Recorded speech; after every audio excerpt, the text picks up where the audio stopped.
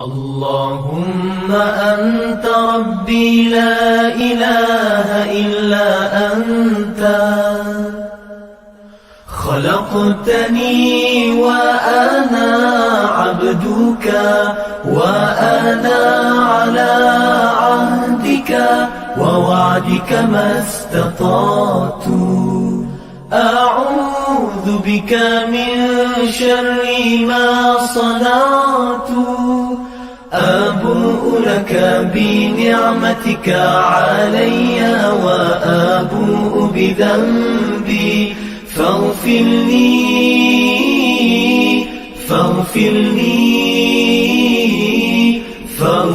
لي فإنه لا يغفر الذنوب إلا أنت. Ya Allah, Engkau Tuhanku, tiada Tuhan selain Engkau. Engkau ciptakan aku dan aku hamba-Mu, dan aku berada dalam janji-Mu menurut kemampuanku. Aku berlindung denganmu daripada kejahatan yang kulakukan. Aku sedari nikmat-Mu kepadaku, dan ku sedari akan dosa-dosaku. Ampuni aku, ampuni aku, ampuni aku, kerana sesungguhnya tiada yang dapat mengampunkan dosa kecuali Engkau. Allahumma anta rabbi la ilaha illa anta khalaqtani. الشيطان الرجيم. بسم الله الرحمن الرحيم. انفروا خفافا وثقالا وجاهدوا بأموالكم وأنفسكم في سبيل الله، ذلكم خير لكم إن كنتم تعلمون. لو كان عرضا قريبا وسفرا قاصدا لاتبعوك، ولكن بعدت عليهم الشقة، وسيحلفون بالله لو استطعنا لخرجنا معكم يهلكون أنفسهم والله يعلم إنهم لكاذبون. عفى الله عنك لما أذنت لهم حتى يتبين لك الذين صدقوا وتعلم الكاذبين. لا يستأذنك الذين يؤمنون بالله واليوم الآخر أن يجاهدوا بأموالهم وأنفسهم، والله عليم بالمتقين. إنما يستأذنك الذين لا يؤمنون بالله واليوم الآخر وارتابت قلوبهم فهم في ريبهم يترددون. Sadaqallahul azim. Pergilah kamu beramai-ramai untuk berperang pada jalan Allah, sama ada dengan keadaan ringan dan mudah bergerak, ataupun dengan keadaan berat disebabkan pelbagai tanggungjawab. Dan berjihadlah dengan harta benda dan jiwa kamu pada jalan Allah untuk membela Islam. Yang demikian amatlah baik bagi kamu jika kamu mengetahui. Kalau apa yang engkau serukan kepada mereka, wahai Muhammad, sesuatu yang berfaedah, yang mudah didapati, dan satu perjalanan yang sederhana, tidak begitu jauh, nescaya mereka yang munafik itu akan mengikutimu. Tetapi tempat yang hendak dituju itu jauh bagi mereka. Dan mereka akan bersumpah dengan nama Allah dengan berkata, kalau kami sanggup, tentulah kami akan pergi bersama-sama kamu. Dengan sumpah dusta itu mereka membinasakan diri mereka sendiri. Sedang Allah mengetahui bahawa sesungguhnya mereka itu orang-orang yang berdusta tentang tidak sanggupnya mengikutimu. Allah memaafkanmu wahai Muhammad. Mengapa engkau izinkan mereka tidak turut berperang sebelum nyata bagimu orang-orang yang benar dan sebelum engkau mengetahui orang-orang yang berdusta? Orang-orang yang beriman kepada Allah dan hari akhirat tidak akan meminta izin kepadamu untuk tidak turut berjihad dengan harta benda dan jiwa mereka. Dan ingatlah, Allah Maha mengetahui akan orang-orang yang bertakwa. Sesungguhnya yang akan meminta izin kepadamu hanyalah orang-orang yang tidak beriman kepada Allah dan hari akhirat, dan yang hati mereka sangat ragu-ragu. Oleh itu mereka sentiasa bingung, teragak-agak dalam keraguan. Masih lagi kita berada dalam penafsiran surah Taubah, surah yang ke-9 pada juzuk yang ke-10, pada ayat 41 sehingga ayat 45.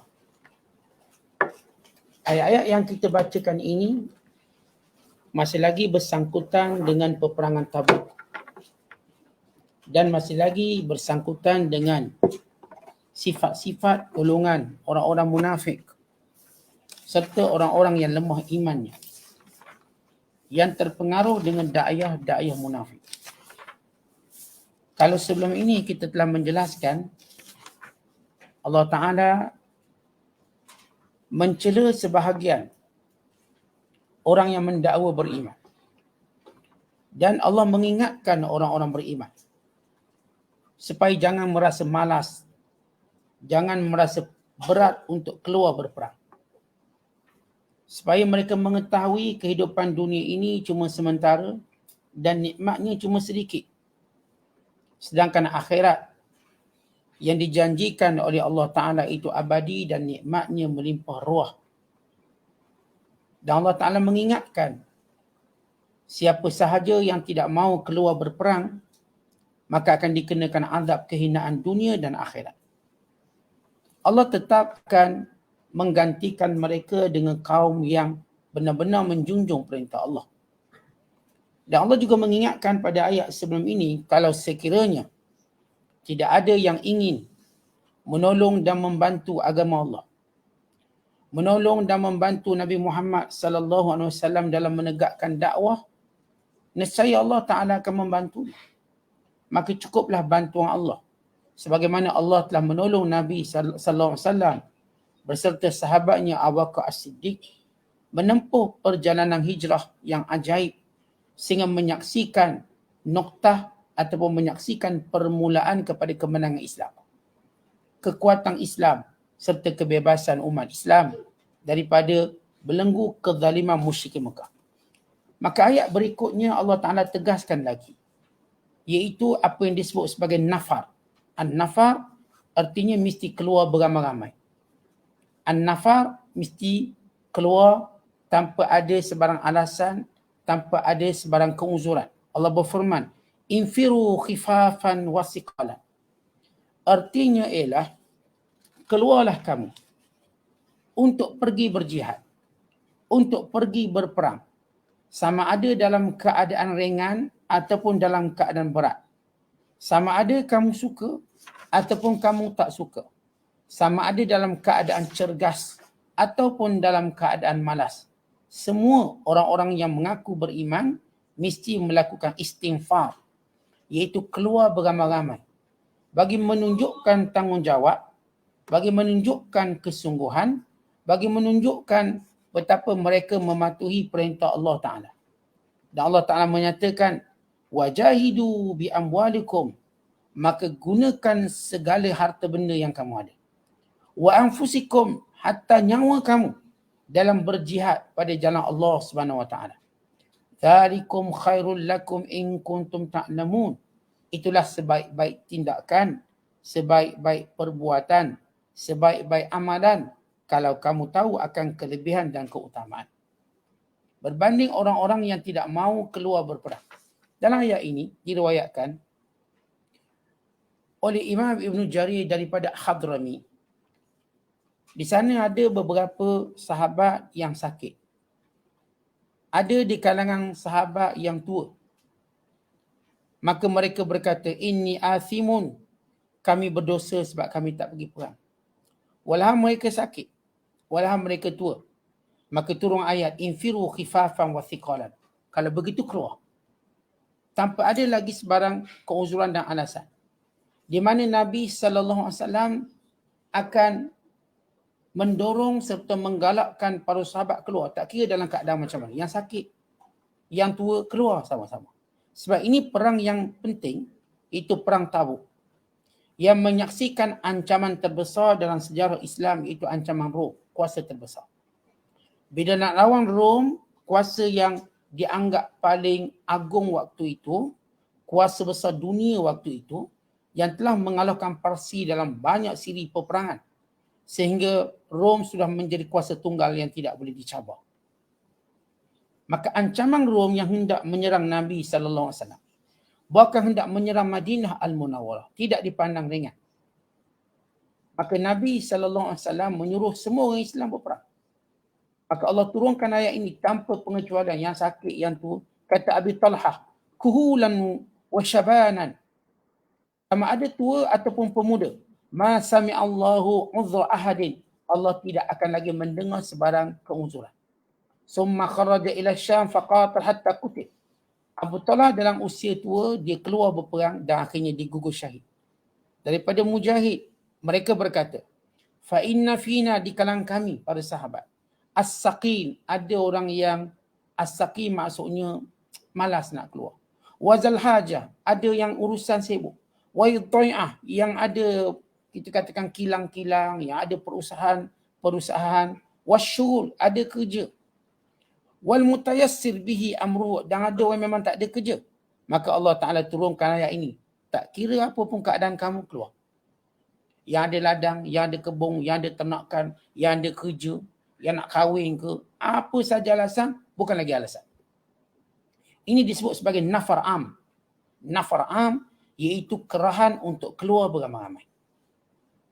Ketika mana jihad menjadi fardu ain. Kita tahu jihad, dia ada fardu kifayah, dia ada fardu ain. Jihad menjadi fardu kifayah bila mana kita memburu musuh di luar dan tidak mengancam negara. Dan musuh tidak berada dalam negara ataupun mendekati negara kita. Manakala jihad menjadi wajib. Yang pertama, bila mana musuh memang sedang mengepung negara Islam, maka wajib ketika itu melakukan nafa'am. Semua dikerahkan untuk berperang. Dan yang kedua, bila mana ancaman musuh itu diyakini untuk menyerang negara. Diyakini untuk serang negara. Yang tadi musuh sudah berada di luar negara. Ini negara kita dah dikepung. Masa waktu itu wajib berperang semua. Sakit ke, tua ke, muda ke, kecil ke, perang. Bahkan wanita-wanita sekalipun kena keluar berperang. Walaupun mereka menggunakan senduk-senduk, mereka guna kuali. Kenapa kaedah ni kaedah psikologi menjadikan negara lain tak mau menjajah sebab seluruh penduduk negaranya tak nak dijajah. Seluruhnya. Maka ini dari sudut asas atau sebab kenapa semua kena terlibat. Yang kedua disebut juga sebagai nafa'am wajib bila mana jelas musuh hendak menyerang negara Islam. Maka ketika itu wajib keluar semua orang yang mampu berperang. Sakit sikit-sikit ke, sibuk ke, semua kena keluar. Melainkan dikecualikan kanak-kanak dan perempuan. Sebab ni dalam keadaan pertama saya sebut tadi musuh dah kepung. Waktu itu semua wajib. Budak-budak semua kena perang. Sebab dia semuanya akan menjadi mangsa. Yang kedua, musuh memang mengancam untuk menyerang negara. Sebagaimana berlaku dalam perang Tabuk. Orang-orang Arab, kabilah-kabilah Arab dah kumpul 40,000 orang. Manakala tentera Rom pula seramai 200,000 orang. Arti jumlah mereka atas kertas saja 240,000. Maka Nabi SAW mengumpulkan semua, memaksimumkan. Semua orang kena keluar. Maka jumlah mereka seramai 30,000 orang. Ini adalah bala tentera yang paling besar yang dipimpin oleh Nabi SAW. Dan bala tentera yang paling besar yang dicatatkan dalam semenanjung tanah Arab. Tentera Arab. Kalau kira bangsa. Maka dia dalam sebab nuzul ayat ini, seolah-olah Allah Ta'ala nak beritahu tiada lagi keuzuran kamu bila diajak berperang. Maka Allah menyebut ataupun kita katakan ini disebut sebagai nafir am. Nafir am, kerahan beramai-ramai untuk keluar bersama dengan Nabi sallallahu alaihi wasallam dalam peperangan Tabuk bagi memerangi musuh Allah di kalangan Rom, yakni kalangan ahli kitab. Dan Allah Taala memerintahkan semua orang beriman untuk keluar dalam apa situasi keadaan, cergas ke, keadaan malas ke, susah ke, senang ke. Arti keluar semua untuk berjihad dalam semua keadaan-keadaan kamu. Kamu sibuk ke, kamu lapang ke, kamu tua ke, kamu muda ke, ringan ke, rasa berat ke, maka wajib. Satu. Yang kedua, Allah Ta'ala suruh jahidu bi amwalikum wa anfusikum. Gunakan seluruh harta yang kamu ada. Dan juga kamu bersedia untuk nyawa kamu digadaikan pada jalan Allah Subhanahu Wa Ta'ala. Ini kita tahu bahawa jihad itu terbahagi kepada dua. Satu yang kita sebut sebagai jihad menggunakan harta benda. Satu lagi jihad dengan kita sebut sebagai nyawa. Jihad dengan harta benda dan jihad dengan nyawa. Kesemuanya ini perlu digunakan dalam menentang tentera musuh. Sebab itu pada zaman Nabi sallallahu alaihi wasallam tidak ada Baitul Mal. Maksudnya tidak ada pembendaraan negara. Maka Nabi sallallahu alaihi wasallam menyuruh semua para sahabat untuk derma. Maka datang Abu Bakar derma seluruh hartanya. Datang Umar derma separuh hartanya. Datang Uthman bin Affan mendermakan beratus ekor unta dan kuda serta wang yang banyak. Datang Abdul Rahman bin Auf juga melakukan perkara yang sama. Dan sahabat-sahabat yang tua turut keluar berperang. Dan sebahagian mereka sudah pun bulu keni pun dah jatuh sebab tua. Lalu mereka tetap keluar berperang kerana mematuhi perintah Allah Subhanahu Wa Taala. Kemudian Allah Taala menyebut tentang satu kelompok dan golongan yang suruh macam mana pun tak nak perang. Siapa? Golongan munafikin. Kata Allah, "Lau kana aradan qariba wa safaran qasida lattaba'uk walakin ba'udat 'alaihimus syuqqah." Kalau sekiranya apa yang kamu seru wahai Muhammad berupa perkara-perkara duniawi, keuntungan-keuntungan duniawi. Kalau kamu ajak mereka orang munafik hal-hal duniawi, mereka tak ada masalah apa. Sebab yang diajak sekarang hal-hal ukhrawi. Kerana orang-orang munafikin ini mereka ialah golongan madiyun. Mereka ini golongan nafa'iyun yang kita katakan mengambil peluang untuk senang saja. Mereka ini golongan duniawiyun, ahli dunia, nak hidup dunia tak fikir akhirat. Maka bila Allah menyatakan lau kana ardan qariba, kalau dakwah kamu wahai Muhammad ialah dakwah yang boleh duit banyak, dia orang ikut. Wasafaran qasida, dan perjalanan jihad ini dekat. Ini nak perang kat Tabuk 690 km. Nescaya lattaba'u, mereka ikut. Maksudnya golongan munafik, mereka nak hidup senang dan mudah. Mereka tidak mahu melakukan apa pun pengorbanan untuk agama Allah. Di situ sifat orang munafik jelas. Kalau dalam hidup kita, tuan-tuan sekalian, langsung tak berfikir untuk berjuang dan berkorban untuk agama Allah, berarti kita ada jiwa munafik. Sifat nifaq. Kerana orang nifaq, mereka tak pernah berfikir untuk berkorban demi agama Allah. Mereka tak rasa pun apa pun kelebihan. Sebab mereka ialah golongan madiyun, golongan material. Duniawiyun, cuma ahli dunia. Mereka golongan nafa'iyun, golongan yang oportunis, yang cuma mengambil peluang keuntungan duniawi. Dan Allah sebut lagi, wasafaran qasidah. Kalau perjalanan dakwah ini ringkas, yang ni jihad ini tak jauh. Pertama, mereka nak untung banyak. Yang kedua, jihadlah janganlah jauh-jauh. Tiba-tiba Allah Ta'ala syariatkan peperangan Tabuk, satu peperangan yang amat jauh, satu tapisan yang pasti untuk mengenali orang munafik. Maka orang munafik terus menjadi duri dalam daging. Nabi SAW mengenali mereka. Dan Nabi menyuruh orang-orang beriman mengenali mereka dengan sifat mereka. Rasulullah tak payah sifat, Nabi dah kenal. Seorang-seorang orang munafik Nabi kenal. Daripada ketua-ketuanya sampailah pengikut. Dan Rasulullah menyimpang nama-nama ini di sisi Huzaifah Ibn Yaman.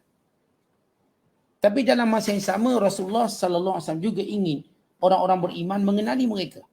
Supaya pertama, berhati-hati dengan mereka. Sebab setiap percakapan mereka untuk meragukan agama Allah.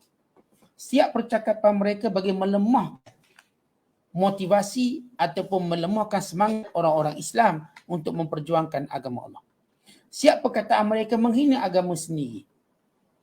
Dan setiap perkataan mereka menunjukkan mereka merendahkan Rasulullah. Dan setiap tindakan mereka ialah strategi untuk melemahkan Islam daripada dalam. Ini perangai watak orang munafik.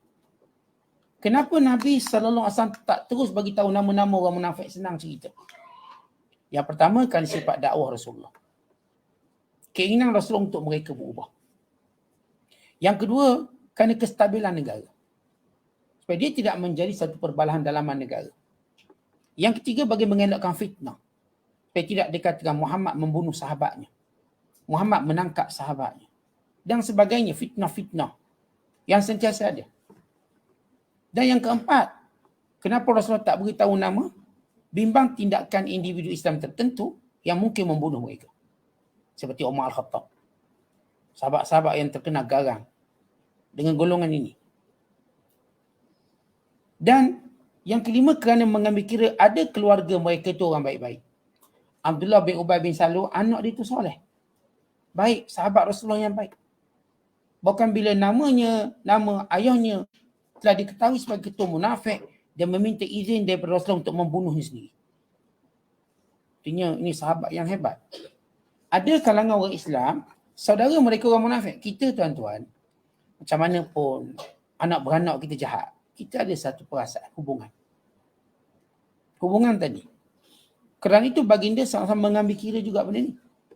Memanglah dia ni jahat, tapi dia ada mak yang baik, isteri yang baik, anak-anak yang baik, saudara mara yang baik, adik-beradik yang baik.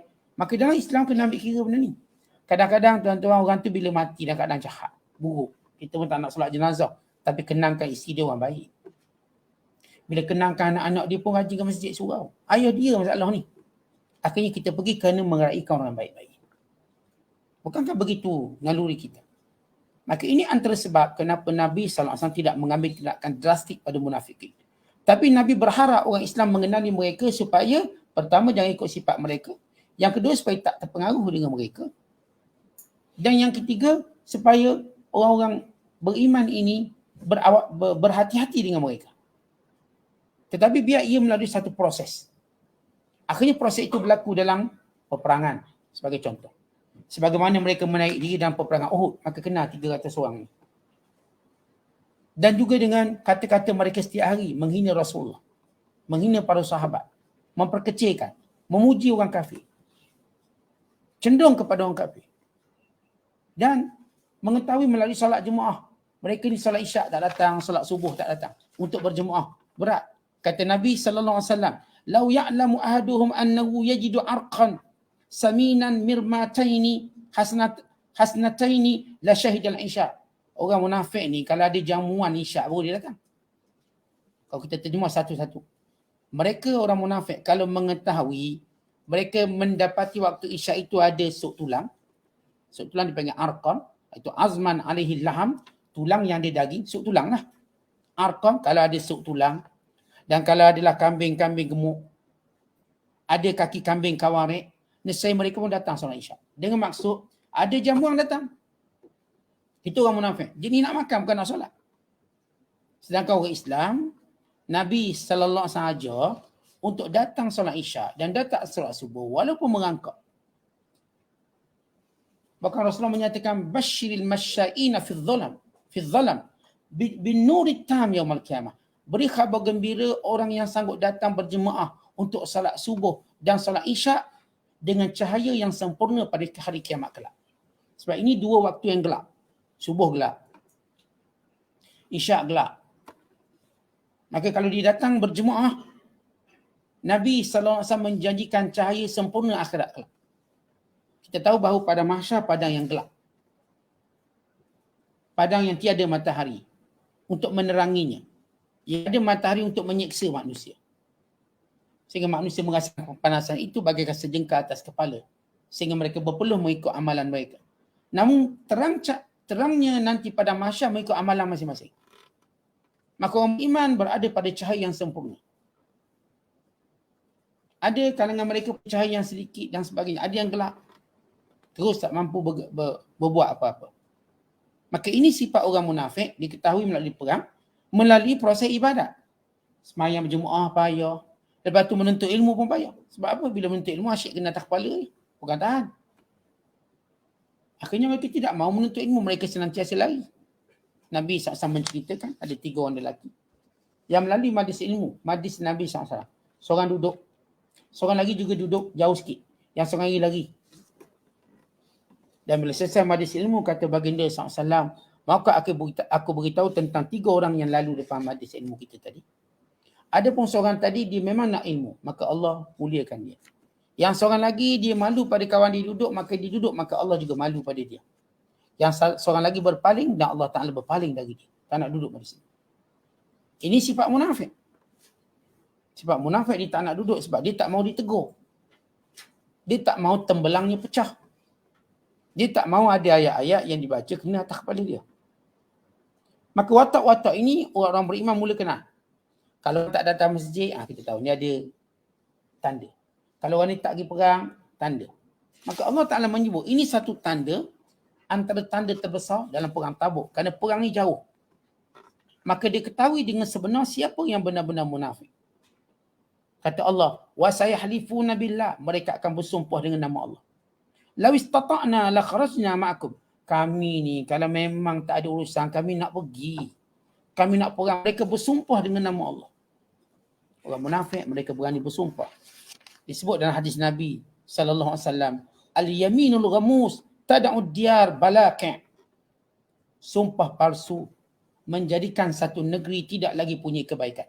Maksudnya orang-orang yang mengamalkan sumpah palsu, mereka tidak akan ada lagi kebaikan dalam hidup mereka. Orang ni dengan kata lain, tuan-tuan sekalian, tak boleh percaya pun. Ayat-ayat yang kita bacakan ini yang disebut sebagai fadhihah, iaitu pembongkaran kejahatan munafikin. Mereka tidak mau berperang. Mereka sentiasa memberi alasan kerana sifat mereka yang penakut, sifat mereka nak rehat, nak selamat, nak panjang umur. Bagi mereka kalau perang pendek umur. Walhal mati tidak berkait dengan perang ke tak perang. Kita duduk senang-senang di rumah pun boleh mati. Tapi orang-orang munafik, mereka ini bukan sekadar masjid dah payah pergi. Melainkan kalau ada makan-makan boleh datang. Sifat dia. Di zaman Nabi SAW lagi, Nabi dah sebut. Ada makan-makan mereka datang. Material. Dan bila berperang, lagi mereka tak nak. Maka mereka bersumpah dengan sumpah yang palsu. Sebagaimana disebut dalam ayat yang lain, ya'tadhiruna ilaikum idza raja'tum ilaihim, dan mereka terus memohon maaf kepadamu, memberikan alasan bila mana kamu pulang kepada mereka nanti. Pertama, orang munafik minta izin untuk tak nak perang. Satu. Yang kedua, bila Rasulullah pulang dan Nabi menang, mereka datang sekali lagi nak bersungguh-sungguh nak menegakkan alasan tu. Seolah-olah mereka rasa macam terlepaslah peluang berperang. Kami nak perang ya Rasulullah, tapi banyak. Sebelum perang, mereka mengharap orang Islam kalah. Lalu mereka beri alasan supaya mereka tak kalah, supaya mereka tak menjadi mangsa dalam perang. Bila Islam pulang dengan kemenangan, lalu mereka mula rasa, kenapa pula menang? Mereka harapkan kalah. Maka mereka terpaksa beri alasan baru ataupun menguatkan lagi alasan yang dah mereka berikan. Supaya tak nampaklah mereka orang-orang yang mengingkari perintah Nabi SAW, dan supaya mereka juga mendapat bahagian daripada harta rampasan perang. Sebab konongnya mereka ini dalam keuzuran. Sedangkan Allah Ta'ala mengetahui pembohongan mereka. Allah Ta'ala menegur Nabi SAW. Afallahu anka, Allah maafkan kamu wahai Muhammad. Lima azinta lahum, sebab kamu izinkan mereka tak pergi perang. Hatta yatabayyana laka, kalau kamu jangan izinkan, pasti lebih jelas orang munafik itu. Dan lebih jelas orang-orang yang beriman kepada Allah. Allah Ta'ala kata, wahai Muhammad, ini teguran Allah Ta'ala. Nabi SAW berisytihad. Ada waktu Rasulullah menunggu wahyu. Ada waktu Rasulullah SAW menyangka bahawa wahyu itu tak turun, maka baginda kena beri keputusan sendiri. Seumpama dalam peristiwa tawanan perang Badar, Nabi SAW menyangka, dan ini isytihad Rasulullah. Isytihad baginda SAW menyangka bahawa tak ada perintah dari Allah, terpulang. Kerana itu Nabi bermusyawarah. Akhirnya Nabi mengambil pandangan Abu Bakar As-Siddiq supaya tawanan-tawanan perang ini dikenakan bayaran. Akhirnya Allah tegur. Dalam keadaan Islam belum kuat, musuh terus merancang, sepatutnya nak ambil sebarang pembayaran terus buang semua. Sebab mereka ini akan terus menyerang. Perang Badar itu mukaddimah, akan diikuti perang-perang lain. Dan kalau mereka dah tak nak perang, maka boleh ambil. Sekali Rasulullah ditegur. Yang kedua, teguran Rasulullah kerana mengizinkan orang-orang yang tidak mau pergi perang Tabuk di kalangan golongan munafikin. Kalau sekiranya Nabi SAW tak izinkan, maka akan nampak watak yang lagi jahat munafikin. Nak tengok. Mereka bila minta izin. Bila minta izin, cuba kata jangan. Nak tengok tak ni. Macam gini tuan-tuan. Contohlah. Bila kalau kita bagi contoh suami isteri. Isteri minta izin nak keluar. Dia kata keluarlah. Tapi nak tahu tak cuba cakap sikit. Jangan keluar. Dia marah tak? Kalau dia marah maknanya jiwa taat dia tak kuat. Dia pun marah. Orang minta pun tak boleh minta. Marah. Itu dia ada masalah besar tu. Dah awak minta dengan saya kata jangan. Kalau awak rasa nak keluar sangat, keluar je lah. Tak payah minta. Contoh. Ini terbiar. Kita kan kalau minta. Contoh, Ustaz boleh tak saya tak nak hadir kuliah? Saya kata tak boleh. Kita pun tengok otak dia. Kalau dia memang tak hadir juga, maknanya dia cuma olok-olok minta alasan. Olok-olok minta izin. Tak boleh tak izin saya minggu depan tak nak datang kuliah. Contohlah saya kata, tak boleh awak kena datang. Macam mana nak buat tu? Dia dah minta izin. Dan izin tak diberikan. Ini contoh nak nguji. Bukan betul lah, nak nguji. Kalau kita nak nguji, artinya kalau seorang suami nak nguji isteri dia. Seorang ibu ayah nak nguji anak dia. Walaupun kita dianjurkan bila orang minta izin lah. Sebab mereka dah tunjukkan kehormatan, kita menghormat dia. Mereka minta izin keluar, boleh keluar. Anak kita, ayah nak keluar kejap, boleh. Okay. Mereka dah tunjuk adab, kita pun tunjuk adab. Kita lebih baik pada dia. Namun kalau saya kata nak uji, sejauh mana? Kerana itu Allah Ta'ala perintah Rasulullah. Sebabnya kamu jangan izinkan. Maka supaya tengok watak marah munafik macam mana. Bila munafik datang, wahai Muhammad, wahai Rasulullah, kami tak lagi perang sebab isteri kami sakit. Bunyi. Macam alasan yang kita dah sebut semalam. Alasan mereka panas sangatlah, mereka tak tahan panas. Ada sebahagian mereka kata, ya Rasulullah, saya ni bukan tak nak pergi perang.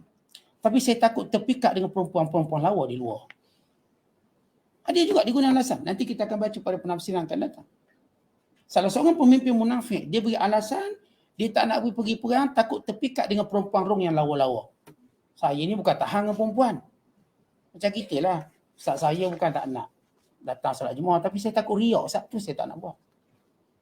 Dia takut riak, dia tak nak buat baik. Padahal memang dia tak nak buat baik pun. Ustaz saya ni bukan tak nak pakai tudung. Tapi saya tak naklah pakai tudung hipokrit, tak ikhlas. Padahal tudung tu dah wajib. Dia nak memburu ikhlas, dia lupa perintah Allah, suruh dia pakai tudung. Bukan manusia suruh. Tapi dia boleh kata, saya tak pakai tudung Ustaz sebab saya tak nak hipokrit. Saya nak jadi macam diri saya. Saya tak nak berlakon-berlakon. Yang nampak betul saya jahat. Macam tu. Ini alasan-alasan munafik dulu. Dah lama alasan ni. Dah masuk muzium dah alasan. Lama. Tapi orang kita keluar balik guna. Kalangan munafik ini berkata, kami tak lagi perang sebab perempuan rong lawa-lawa, takut kami jatuh cinta. Jadi sebab tu kami tak perang. Jaga hati. Kami sufi. Geng-geng sufi. Takut terpikat. Walau yang suruh perang Allah. Jadi kita akan terus dengar alasan. Ada orang-orang yang tak nak buat baik, dia beri alasan tertentu. Kononnya dia dalam memberi alasan tu, dia orang baik. Dia orang baik. Maka walhal, dia tidak sebegitu. Maka Allah Ta'ala menjelaskan, kalau kamu tidak beri keizinan, itu lebih baik. Hatta yatabayyan, sehingga jelas pada kamu, wahai Muhammad. Watak orang munafik sungguh-sungguh. Nabi SAW tahu orang munafik. Nabi tak tahu watak sungguh-sungguh mereka. Macam mana penentangan mereka. Dan umat Islam tahu orang ni ada munafik dengan beberapa sifat. Tapi respon betul-betul mereka waktu tak diizinkan.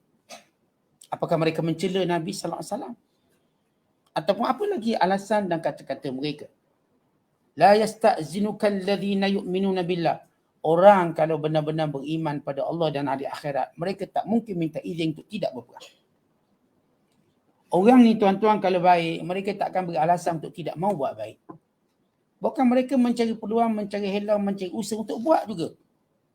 Tak mungkin semudah itu mereka menolak kebaikan, apatah lagi kebaikan itu berupa syurga. dan juga berupa keampunan Allah. Berperang pada jalan Allah.